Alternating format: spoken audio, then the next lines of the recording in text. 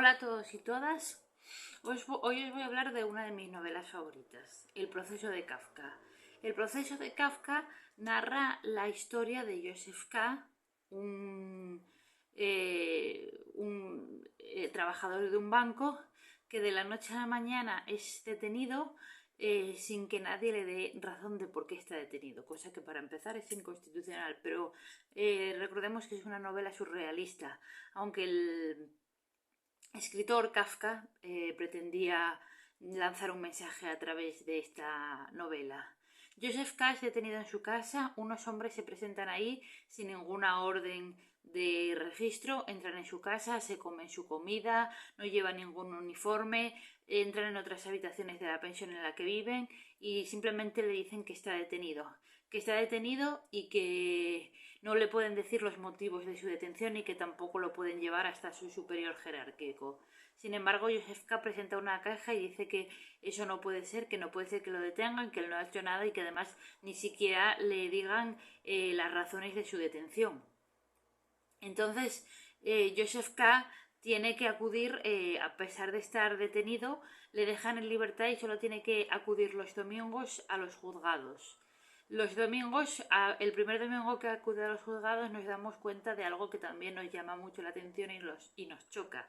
Y es como esta novela surrealista nos muestra cómo los juzgados, en lugar de estar en el lugar más bonito de la ciudad, como suele ocurrir en la mayoría de los casos, está en el lugar más pobre y más marginal de la ciudad, en un lugar en donde casi nadie se atreve a entrar y que está lleno de delincuencia, y que está en una especie de sótano de un edificio pobre, de gente humilde, donde el juez está hablando y a su vez puedes ver a una mujer en la habitación contigua cocinando y cómo el vaho se empaña el cristal de donde está el juzgado. Y el juez empieza a hacerle un montón de preguntas sin sentido que no llevan a ninguna parte, como por ejemplo si él es pintor de brocha gorda o otra serie de disparates que no tienen nada que ver con la realidad. Joseph K. acaba contratando un abogado, pero el abogado no hace absolutamente nada por su caso, ya que ni siquiera el abogado sabe de qué se trata el proceso.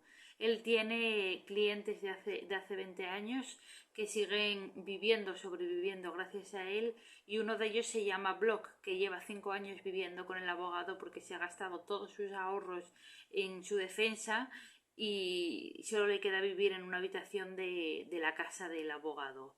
A este personaje Block lo trata como si fuera un perro, de hecho le pide que se arrodille, le da la comida como si fuera un perro y lo trata francamente mal, pero él sigue a su lado porque su proceso todavía no se ha resuelto. En cuanto a Joseph K., como no sabe de lo que se le acusa y nadie le ha dicho nada, se despreocupa y deja pasar el tiempo. Pero finalmente es arrestado y ejecutado sin que haya habido un juicio, sin que nadie le haya dicho por qué está o ha sido juzgado y sin que sepa qué es lo que ha hecho mal. Le clavan un puñal en el corazón y lo matan. Y así acaba el proceso. Y supongo que vosotros os daréis cuenta de que esta es una novela surrealista.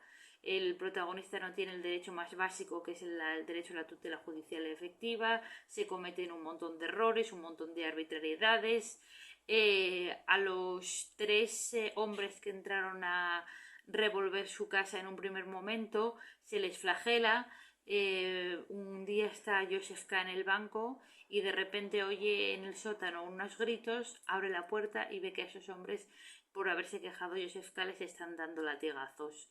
Es todo muy surrealista, pero al mismo tiempo crea una tensión y una opresión en el lector que le hace empatizar con Joseph K., sobre todo cuando transita por esas calles oscuras, turbias, llenas de delincuencia, cuando va a un juzgado sucio, en donde nadie parece estar preparado para hablar de su caso, cuando se pierde por esos barrios y no es capaz de encontrarse. Todo es un clima oscuro, un clima opresivo y un clima que nos hace perder la fe en muchas cosas.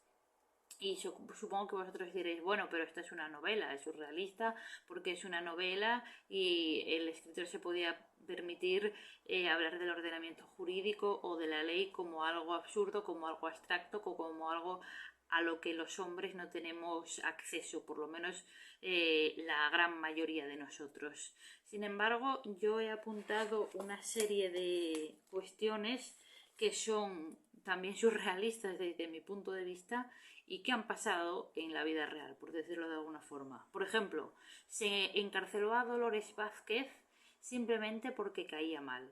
No había ninguna prueba medianamente contundente, ni una sola prueba medianamente contundente en su contra. Pero el hecho de haber caído mal y de ser antipática o de que dijeran que era antipática, jugó en su contra y fue condenada siendo inocente. Otra arbitrariedad me parece que se permitan desigualdades entre las comunidades autónomas, que unas comunidades autónomas paguen muchos más impuestos que otras. También que en plena democracia se haya permitido un partido político como Herri Batasuna que defendía a terroristas. Que se tire el dinero en proyectos sin futuro en lugar de invertir en educación y sanidad. Que se libere de la cárcel cuando hayan cumplido las penas los pederastas y los violadores y que la policía no informe de ello a los vecinos o a la gente que vive o que viva cerca de ellos. Que la policía a estas alturas de la vida no haya logrado, ni la policía, ni jueces, ni fiscales, ni nadie, ni acusación, ni nadie haya logrado descubrir dónde está el cuerpo de Marta del Castillo o de Marta Calvo.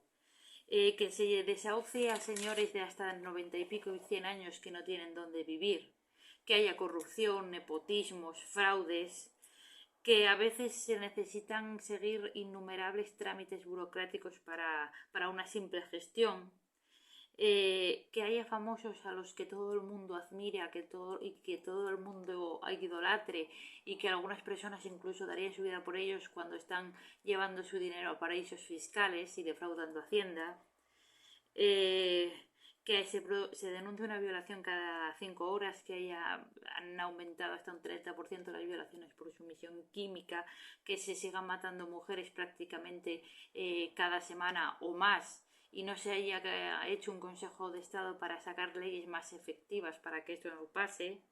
Y que en mi opinión, que puedo estar equivocada por supuesto, la justicia trate de forma diferente a ricos y a pobres. Estas son algunas arbitrariedades que si conoces antes de leer el proceso de Kafka no te resulta tan sumamente absurdo, aunque lo sea. Y de hecho Kafka para mí es un escritor brillante porque es capaz de que te metas en la piel de sus personajes y que notes esa angustia y que sientas esa angustia, esa opresión, esa ansiedad, ese sentimiento de injusticia, de impotencia. Y bueno, os recomiendo el proceso, os recomiendo también la metamorfosis y creo que merece la pena conocer la obra de Kafka. Espero que os haya gustado el vídeo y nos vemos en el próximo.